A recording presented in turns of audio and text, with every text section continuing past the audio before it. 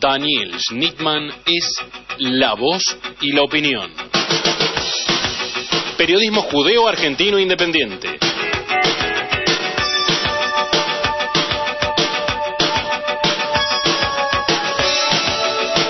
En Radio Rebelde, AM 740, los domingos de 13 a 15. Periodismo judeo-argentino independiente.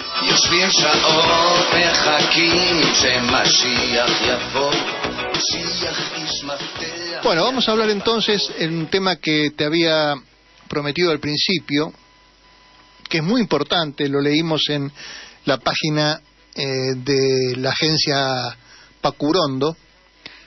Ezequiel Palacio escribe una nota muy importante, que te pido que la leas, te va a servir, sobre por qué los pobres se vuelven ratis, porque ahora pareciera que está mal, es una locura, tantos ladrones, tantos chorros, tanto Paco y todo eso, pero todo tiene una mirada periodística, sociológica, digamos, desde el punto de vista de un poeta como lo es Ezequiel Palacio.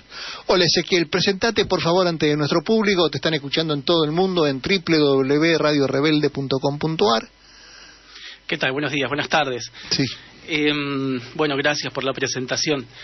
Antes de meterme de lleno en la nota, me gustaría unir los temas que nombraste, porque son llamativos. Nombraste la Liga Patriótica, nombraste Entre Ríos, se me vino a la cabeza von Bernich, el capellán del ejército, la influencia que tiene la Iglesia Católica en las instituciones del Estado. La Liga Patriótica la uno con una noticia que salió en Clarín hace unas semanitas atrás, de formar un ejército reservista, no armado, muy peligroso, extremadamente peligroso. Asalariado. Y todo eso unido con una noticia que salió, un decreto en el boletín oficial en el día de hoy, que por 10 años Papel Prensa va a vender de forma exclusiva papel de diario. Bueno, eso es manipulación, sin duda, ¿no? Sí, lo van a vender al precio que ellos quieran. Al precio que quieran, exacto. Y por supuesto al que diga una cosa en contra le va a cobrar más caro el papel. Totalmente. Página 2, en fin, todo el que está un poquito en contra. Unir, ¿no? La importancia de la revisión histórica, de no desconocer la historia, porque pareciera que es una figurita repetida. Y sí. Y dicho esto, nos podemos meter de lleno en la nota, si querés, porque tiene que ver. Sos libre acá para unir todos los puntos que veas que son concordantes con lo que estamos buscando, que es la verdad sobre todo, ¿no? La verdad y cómo salir de esta tristeza, de esta desunión que nos tiene bastante compungidos, ¿no? Exacto. Hubo mucho revuelo con respecto a la nota, mucha crítica con respecto a la postura que tenía la nota y el autor, que soy yo, con respecto a la mirada sobre el pobre. La realidad es que somos pobres. Yo me considero dentro de la línea de pobres. Ni siquiera formo parte de la clase media. He visto en los barrios, tengo 37 años, he visto en el conurbano cómo compañeros de secundaria, vecinos, por la dificultad de conseguir empleo, se vinculaba con las fuerzas represivas. O sea, se hacían policías o gente de seguridad. Sí, básicamente, la bonaerense ha cooptado, digo la bonaerense porque es el caso que conozco, vivo en Buenos Aires, ni hablar de las policías provinciales, ¿no? Las policías provinciales tienen una influencia de mano de obra empobrecida, y los pobres argentinos, que es de donde se nutre históricamente las fuerzas policiales. Sí, y también la gendarmería sobre todo, ¿no? Sí, ni hablar, claro, gendarmería, prefectura, las fuerzas represivas, tanto ejército como policía, nutren sus filas con los sectores más pobres de nuestra sociedad. Y no es casual, Digo, como menciono en la nota, no vamos a encontrar en las fuerzas policiales hijos de ricos, ¿sí? Ningún hijo de rico va a salir a la calle a cuidar la cuadra. O sea que es como una salida laboral. La nota principalmente lo que trata de asociar es eso, ¿no? O sea, el oficio, sí, seguramente vamos a encontrar mucha gente que actúa de oficio, ¿no? El policía que quiere ser la persona que quiere ser policía, la persona que quiere ser bombero, el que quiere ser médico. Sí.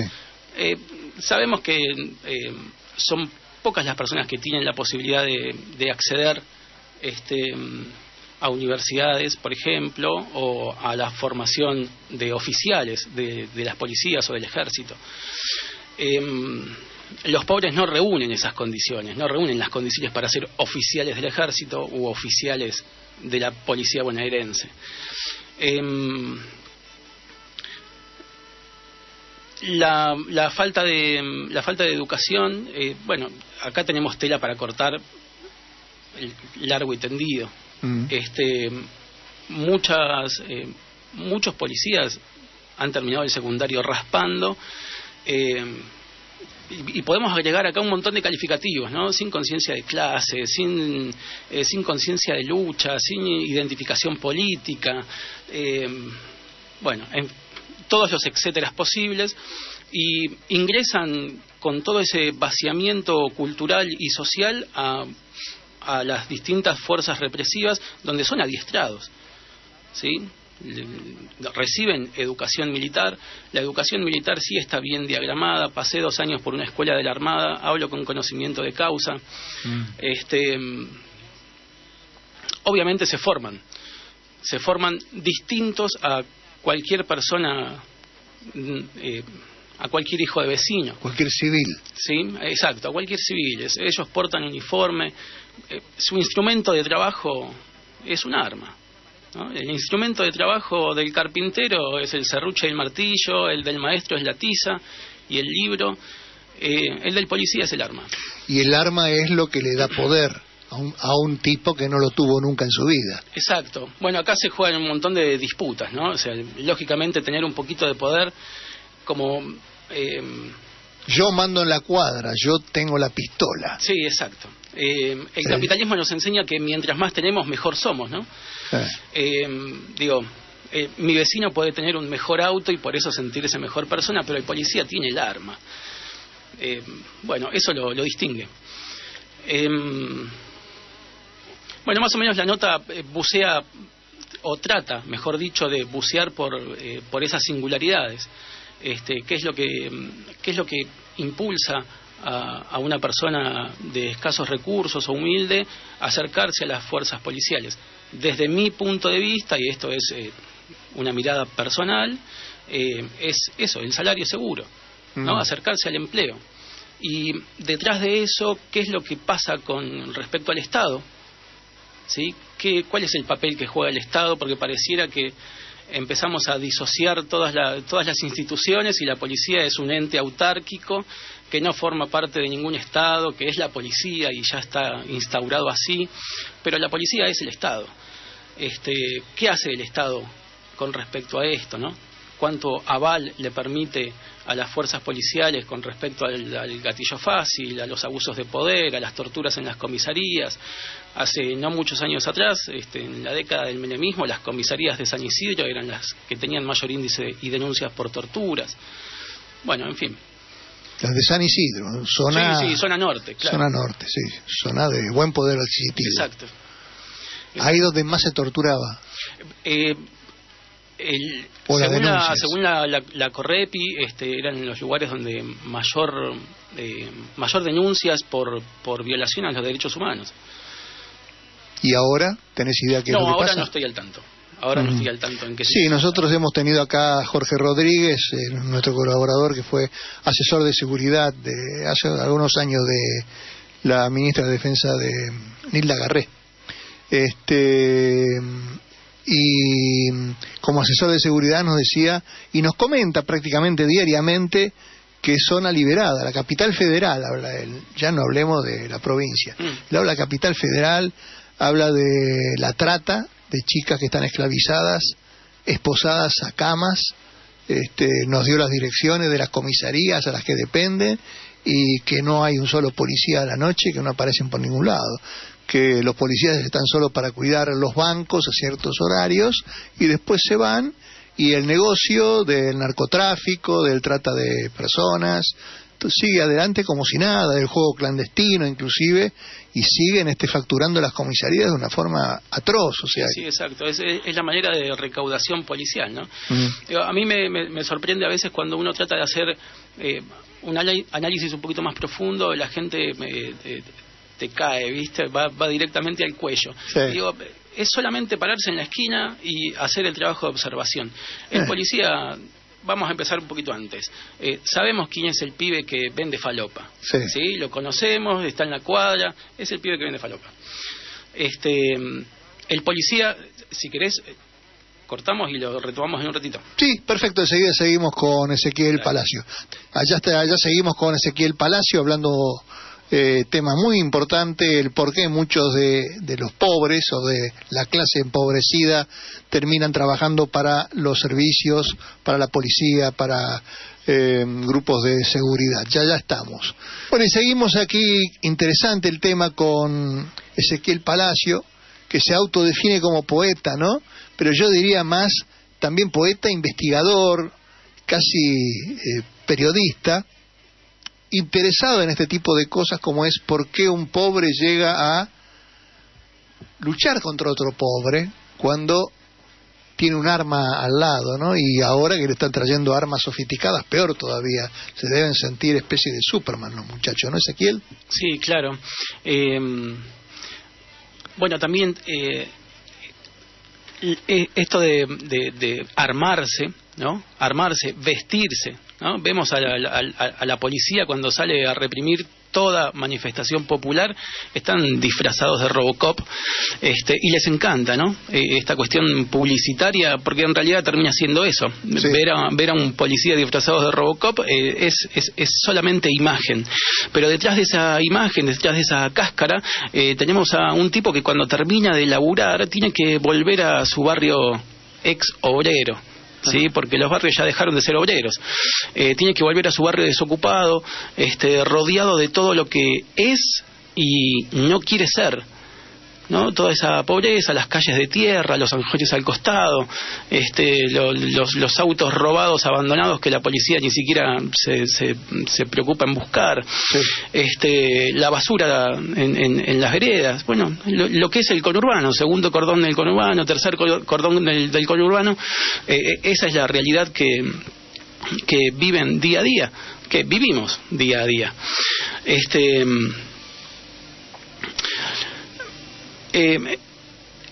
Su formación académica, por llamarlo de algún modo, ¿sí? La formación académica que el Estado transmite a través de las instituciones de formación policíaca o de Fuerzas Armadas, está basado en una idea verticalista, ¿no? El más grande se come al más débil, y no es una frase hecha. La realidad es que las jerarquías policiales, al igual que las jerarquías eclesiásticas, tienen una vinculación militarista muy fuerte. Sí. ¿Sí? El más grande es el que toma la decisión. Y me gusta pensar esto de el pobre, ¿sí? El pobre que sale a cartonear para poder juntar un mango y comprar algo de comida, y el pobre que se convirtió en policía.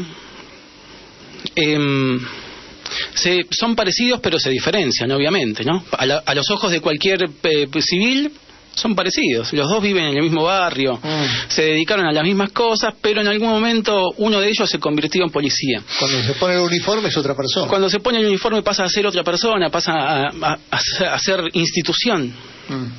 Y pasa a ser una institución estatal. Y la institución estatal emite órdenes. Cuando el Estado necesita que ese pobre accione, ese pobre acciona. Y acciona disparando.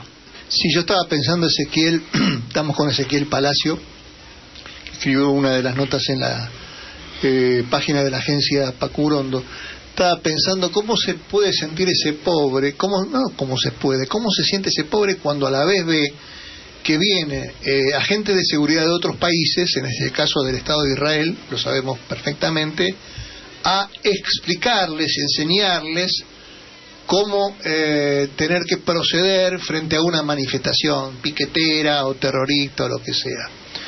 Esto pasó ya el año pasado, un convenio que hizo la ministra Bullrich con parte de seguridades de compañías privadas israelíes que están muy acostumbradas a este tema por el tema de seguridad, a la lucha antiterrorista y todo este tipo de cosas, ¿no?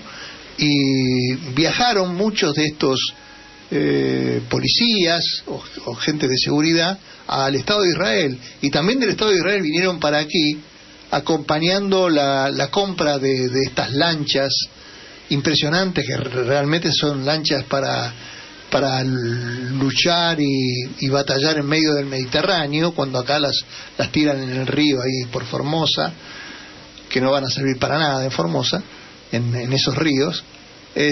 ¿Cómo se siente este pobre salido del barrio humilde y de golpe encuentra que es uno de los afortunados que recibe estas experiencias de gente que en seguridad se la sabe prácticamente todas, ¿no? Yo creo que siente orgullo, ¿no? Siente orgullo, claro. Sí, sí. Mientras más grande es el arma, más orgulloso uno se siente. No sé, yo a veces veo... me pasa algo singular con las policías, ¿no? Me gusta observarlas, las veo en la calle y veo al policía manejando esas motos enormes o las tanquetas hidrantes, y la cara de satisfacción que tiene el tipo, ¿no? Que va manejando ese instrumento. Claramente, o sea, así como ser militar llena de orgullo por esta cuestión ideológica que es tan compleja de desarmar, que es el amor a la patria, ¿no? El servir a la patria. Sí, pero a la vez porque te deja un rasgo de superioridad frente a otros. Sin duda, o sea, la pregunta que tenemos que hacer no es ¿a qué patria vas a servir? Si cuando un desocupado reclama empleo vos lo vas a reprimir, entonces replanteate el concepto de patria, ¿no?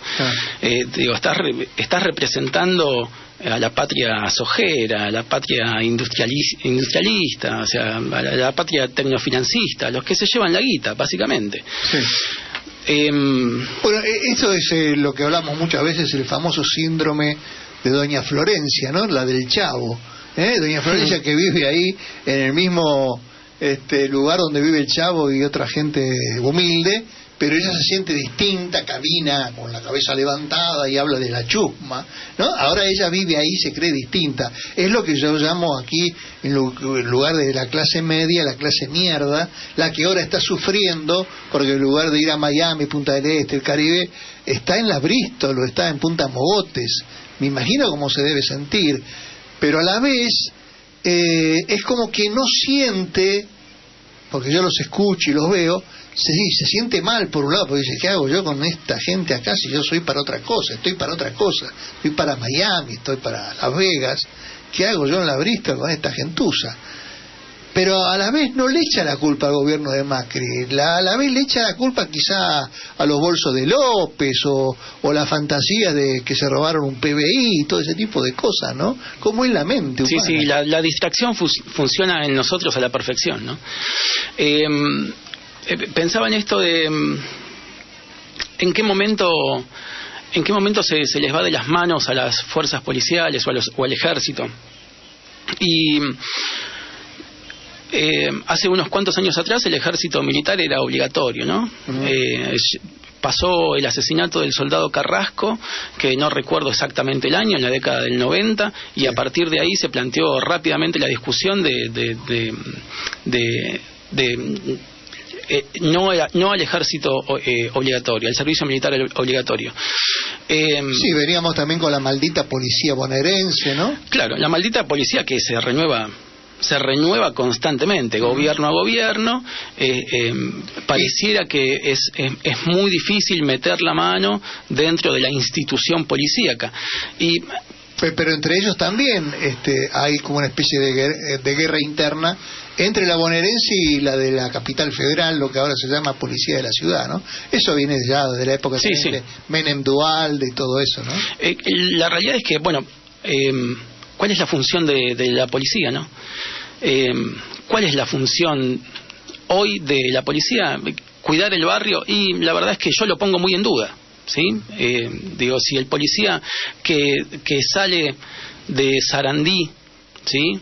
Que se mete en la policía municipal o en la policía bonaerense, que conoce el barrio, conoce a los punteros, ¿sí? Conoce al tipo que tiene la cocina de Paco o Merca, se hace policía, y me vas a decir que no va a poder la institución llevar adelante la lucha contra el narcotráfico. No, cuida la administración del narcotráfico. Claro, ¿sí?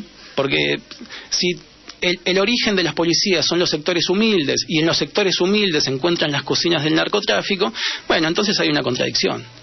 Sí. Y la contradicción, ¿quién la marca? Y el Estado, ¿no? La policía es el Estado. Uh-huh. El Estado no toma la decisión política de modificar sus policías. Entonces es muy difícil llevar adelante una discusión coherente sobre cuál es el sentido de las fuerzas policiales. Sí, enseguida vamos a hablar, y quiero que pongamos mucho interés en las cosas reales que vemos. Por ejemplo, en todas las cuadras vemos que hay se pegan, especialmente en las paradas de colectivo, las chicas las prostitutas, venir, seguir, en todos los barrios. O sea que las comisarías saben de eso, y por qué no actúan. Bueno, Ezequiel, seguimos charlando de este tema de el pobre que con un arma encima y con un buen uniforme se siente superior, ¿no? ¿Hasta qué límite se siente superior? ¿Hasta dónde? Porque ya hemos pasado el tema de la obediencia debida en su momento, ¿no? ¿Se puede volver a repetir ese esquema dentro de la cabeza del pobre resentido, diría yo, que quiere ser otra cosa de lo que es? Yo creo que el límite es la muerte del otro, ¿no? El policía tiene esa impunidad para disparar y asesinar a otro, y ese es el límite. Hace uso del arma reglamentaria, ejerce toda su frustración, toda su resignación y también toda su formación académica. Ahora, cuando el mismo gobierno después va y lo aplaude y le da la mano, cuando le dice a Chocobar, te felicito porque mataste a este chorro, así dice, cuando la misma Patricia Bullrich te dice que Maldonado se murió porque quiso nadar en el río cuando era perseguido justamente por los gendarmes. Entonces, cuando ese mismo tipo pobre, gendarme o uniformado policial, se siente superior y a la vez halagado por el poder de turno, bueno, tiene todas las puertas abiertas para hacer lo que le pague. Es una combinación altamente peligrosa. A mí me gusta preguntarle a la gente esto de el policía cuando te para el auto, te para la moto para pedirte el registro, tiene que hacer el saludo 1, ¿no? Saludo 1, saludo 2. Es un funcionario público. El policía es un funcionario público. Sí. Tiene un reglamento que seguir, un orden de etiqueta, tiene que vestirse de cierta manera, usar un vocabulario particular. Bueno, eso era antes. ¿Antes de qué te preguntaría? Pasaron cosas de Macri, sí. Pasaron mucho antes, ¿no? Claro. La década del 90 sufrió un bastardeo social muy grande. Incluso también las Fuerzas Armadas lo sufrieron. Sí, yo estaba hablando antes de la semana trágica de hace 100 años, que bueno, lo mismo. Creo que está en el ADN cultural argentino, ¿no? Sí. Y no sé si latinoamericano, la verdad es que no conozco la situación del ejército en otros países, pero la policía brasilera... Peor todavía. Deja bastante que desear. Los carabineros chilenos, cuando te tienen que fajar, te fajan. Bueno, sí. Es la lógica de las policías latinoamericanas, en realidad, ¿no? Trabajan para el poder. Trabajan para el poder.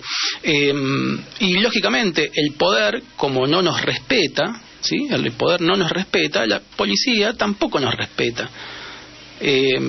Por eso el gatillo fácil, por eso Chocobar, ¿sí? Por eso podemos tener como ministro de seguridad Patricia Bullrich, una persona que no sabe absolutamente nada de seguridad.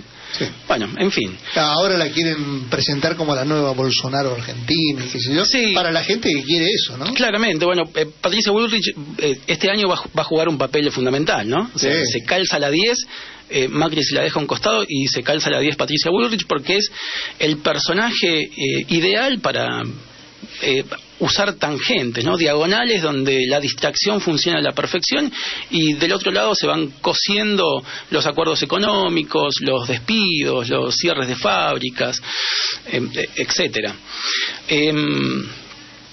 Es interesante esto de la formación, ¿no? Porque uno dice las policías o los ejércitos cambiaron sus métodos de enseñanza, pero la realidad es que desde el primer día en el que uno ingresa a la fuerza policial está a merced del otro, ¿no? El otro, el que está un poquito más arriba en segundo año, en tercer año dentro de la escuela de formación, el que recién ingresa a la escuela de formación recibe órdenes desde arriba hacia abajo.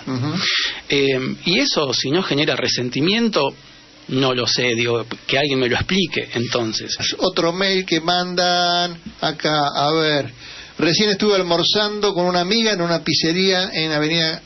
En Corrientes pone, en Corrientes, no sé si en la Avenida Corrientes o en la ciudad de Corrientes. En la mesa vecina comían 3 hombres trabajadores humildes. Se levantaron antes que nosotros, nos dijeron buen provecho. Eso no lo hace la clase mierda, o sea, la clase media mierda, ¿no? No todos los humildes son gente que con un arma se sienten superiores. Eso queda solo para los resentidos. ¿Qué decís a esto, Ezequiel? ¿Los resentidos solamente hacen esto? Sí, claramente, o sea, no toda la policía es mala. Como no toda la policía es buena. Por eso hace un rato atrás ponía este ejemplo de qué pasa con ese policía que tiene su origen en los barrios humildes cuando recibe la orden del Estado de reprimir.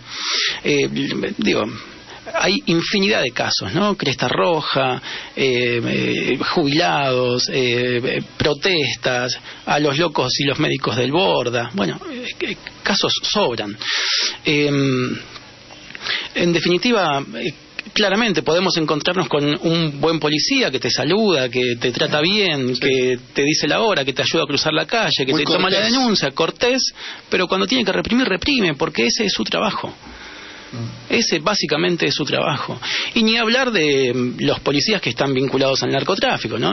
O los que consumen drogas. Que son todos, la mayoría, claro. No, los comisarios, las comisarías, por lo menos las denuncias que hizo Jorge Rodríguez, te reitero, que fue asesor de seguridad de la Nación, todos los comisarios, cada comisaría tiene su precio, de acuerdo al barrio, de acuerdo a lo que mueve, de acuerdo al narcotráfico. La prostitución, que te decía, es terrible. Por los barrios de Buenos Aires vas caminando y están pegados, no sé, son como autoadhesivos, qué sé yo, por todos lados. Te espero con el número de teléfono y sabés que ese teléfono es de ahí de mitad de cuadra donde estás caminando, porque por la zona te das cuenta, claro, por lo menos la característica, porque no siempre son celulares.